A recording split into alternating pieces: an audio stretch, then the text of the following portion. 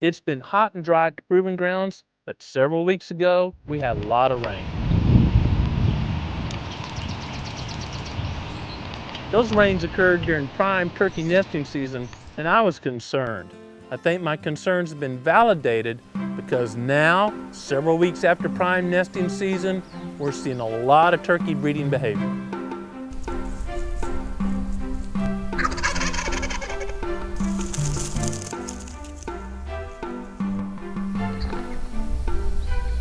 It is common for us to hear toms gobbling while we're out in the field working and seeing them strutting with hens around.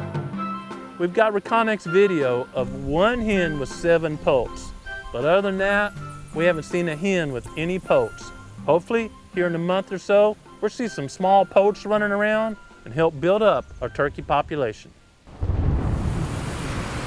When we received all those heavy rains this spring, there was no erosion in our food plots. Because we had the soil covered with mulch and living forage, there was no erosion and we didn't lose any soil we've been working so hard to build. Bare soil during hard rains, you know you're gonna have erosion, and that soil doesn't retain moisture because as soon as the rains are over, it starts evaporating out. The increase of organic matter we've experienced here through the years not only has all these benefits, but helps keep the soil cool now that it's hot and dry. Growing Deer is brought to you by Bass Pro Shops and Cabela's. Also by Reconnex, Trophy Rock, Eagle Seed, Nikon, Winchester, Lacrosse Footwear, Blood Sport Arrows, Flatwood Natives, Morel Targets, Non-Typical Wildlife Solutions, Hooks Custom Calls, Montana Decoy, Summit Tree Stands, Drake Non-Typical Clothing, House Lubricator, RTP Outdoors, Yamaha, Fourth Arrow, Scent Crusher, iScope, Mossy Oak Properties of the Heartland, Hunter's Blend Coffee, Code Blue, Decode, G5 Broadheads, Prime Bows, and Redneck Hunting Blinds.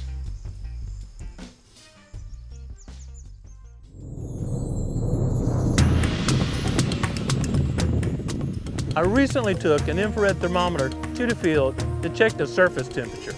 Recently we shared how much surface temperature impacts the soil's ability to maintain soil moisture. We recently used the Goliath to terminate our fall crop and planted soybeans in this plot. We're at the edge of the food plot, and where the tractor turned, it bared a little dirt. You can kind of see the curve right here. I don't like that, but it happens. But it's the perfect opportunity to use our heat gun. This measures temperature at the surface of bare dirt versus the top of the mulch where we used to crimper to terminate, and then underneath the mulch. Now, we talked about in the past that soil surface is a huge factor, the temperature of it and how much moisture is out. So let's see what happens. So I'm just gonna aim at this bare spot right here. Let it calibrate, do its thing. Whoa, 131.1, 131 degrees. You're thinking, how can that be? It's not 130 out here. But remember, right on the surface, there's more air friction, there's more molecules moving, and the sun's radiant energy is just building up heat in that. The wind's blowing up here, but the sun's radiant energy just pounding the soil. 130 degrees. At that temperature, 100% of the moisture is evaporating out and plants can't use it. That may seem impossible, but slow down a second. Think about putting your hand on a dark car when the air temperature is 80 or 90 degrees. The surface of that car will be much warmer than the air temperature. I'll just aim about a foot away and compare to the surface of the mulch. Very warm at 103 degrees, but almost 30 degrees cooler. And that's because the soil is a little darker. The light colored mulch, of course it's dead and dried out, is reflecting heat back. But what's really important to the soybeans that are germinating in here is what's the temperature below the mulch. Not only the mulch we just created, but last year's duff also. So I'm gonna go right here just where I was and scratch back, and I gotta be quick before the sun starts heating it up. Make me a little hole in here, get down to the dirt. 87 degrees, 87 degrees. That's 43 degrees cooler than bare dirt. 43 degrees, and that makes all the difference in the world to how much moisture is evaporating out and the biology, the life in the soil, the beneficial bacteria and insect and earthworms. Huge difference. This is a massive advantage of the buffalo system versus tilling. It's obvious that where the tractor tire pushed the mulch away, there's no soybean seedlings breaking through. And we know why. The soil temperature is 130 plus degrees. It's literally evaporated out all the available moisture. It's a hostile environment for seedlings. But just a foot or so away, I see seedlings breaking the ground, germinating, sprouting, and that's because it's a much more favorable environment. At 87 degrees, it's saving some moisture. It's impractical to irrigate food plots, certainly here at the Proven Grounds and almost anywhere. But we can conserve moisture, and that's what's important, and we do it through the buffalo system. It's powder right here. Literally powder right there, and what, a foot or two away at the most. Obviously same rain. Got all this mulch, and I get below the mulch, I can actually squeeze it and make a mud ball. No difference except covered. You know, that's why I wear a big hat, folks. This is easy to understand. All these advantages and suppressing weeds on top of it. That's why I love the buffalo system.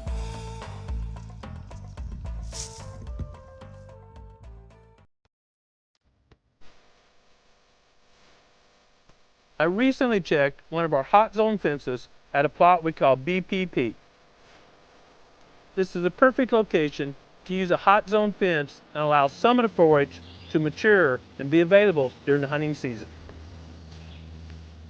I'm in a food plot we call BPP, and we set this hot zone up specifically so we'd have it right here for the late season in front of this redneck blind. We had the same setup last year, and we had a great encounter with a mature buck we call Herman. Unfortunately, Herman had shed one side when we had the encounter, so we're hoping we'll have another encounter this fall. When I was checking the fence, I noticed it's a great illustration of how terminating the crop and leaving it in place really suppresses weeds. This is a relatively small food plot, and we had the hot zone up last year, so the buffalo cover system grew really big. You can see all the duff on the ground. Outside the fence, the deer browsed the fall food plot pretty much to the dirt. We had a dry winter, rough growing conditions, and it just didn't produce much tonnage. It's important to tell you, everything was done the same time. Same tractor driver, this was all covered same time, planted same time, and then we put the fence up. Inside the hot zone, very little weed pressure. The beans are looking great. Outside, tremendous weed pressure. Remember, inside the fence, the fall crop grew really tall, so we had mulch now to hold moisture and suppress weeds. Outside, because it's a small plot, they browsed it very low. The difference is, this is gonna cost us more because now we're gonna have to come in and spray, terminate the weeds, and plant an experimental summer blend, and it's not providing food for critters. Even though this wasn't planned, this is a great illustration. The buffalo system works. We had a great cover crop, and so it's holding moisture and suppressing weeds. Outside, it's almost like we tilled it. The deer had ate it to the dirt, and now we got tremendous weed pressure and not much moisture. It goes much further than that. As the landowner, now I've got to pay for labor or spend my time and come up here at the tractor and spray a herbicide to get these weeds under control before they go to seed. And what I'm going to do, working with Eagle Seed, is plant an experimental summer plot in here to see if we can grow something the deer won't overbrowse and still provide some nutrition.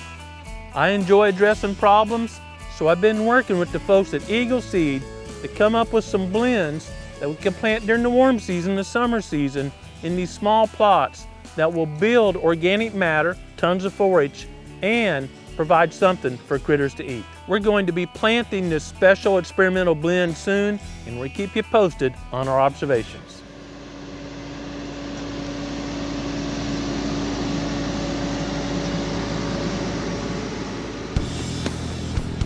We've also been working on maintaining a perennial clover food plot. It may not look like it, but I'm standing in a clover food plot we actually filmed here earlier this year. That was early on, and since then, the fall blend had a lot of time to grow. We had a long, dry winter with no acorns, so deer had browsed down the clover and the cereal grains close to the ground. Without the cereal grains and the clover being so short, this would become a weedy mess. But once we started getting a little rain, the cereal grains popped up, making the perfect greenhouse for the clover. The cereal grains in that fall blend had now got 3 or 4 feet tall, and it was time to trample like buffalo or terminate that crop. The cereal grains sucked up any excess nitrogen the clover was making and suppressed the weeds, A, by shading them out, and B, by using up the fertilizer, the nitrogen. It's time to terminate the cereal grains now. We don't want these seed heads maturing and becoming competition through the growing season this summer with the clover.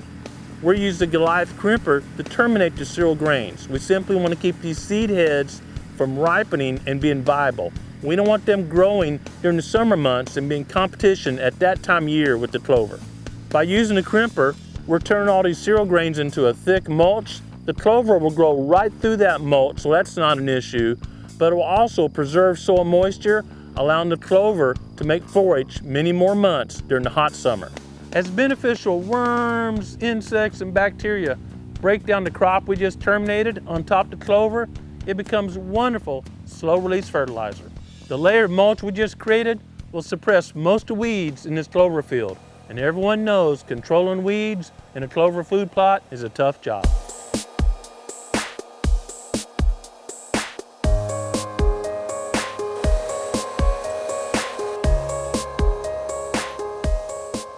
The Goliath made short work of terminating our cereal grain cover crop over the clover. By putting it down, we'll preserve all that moisture, the clover will come through, and the clover will be much more productive later into the summer. It's probably worth mentioning we didn't have to use any herbicide. I'm sure 1 or 2 weeds would pop up, but if we hadn't had a cover crop, this would have been a weedy mess by this time of year.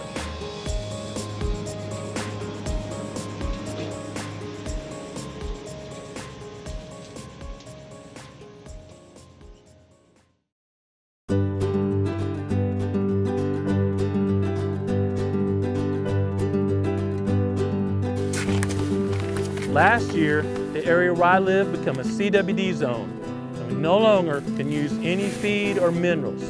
As more and more areas are under the same restrictions throughout the whitetails range, I was seeking an alternative way to provide high-quality trace minerals and provide better growing conditions for the forage. The folks at Trophy Rock come up with the perfect answer.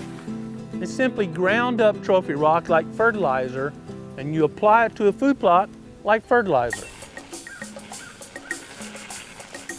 Trophy Rock is mined out of a natural mineral deposit in Utah. So the guys at Trophy Rock started grinding it up much finer than a normal Trophy Rock and gave us some to try, almost like using a soil supplement on your food plot. This is called Plot Rock, and last year we did a test and we were thrilled with the results. Plot rock dissolves into the soil and the trace minerals are taken up by the forage.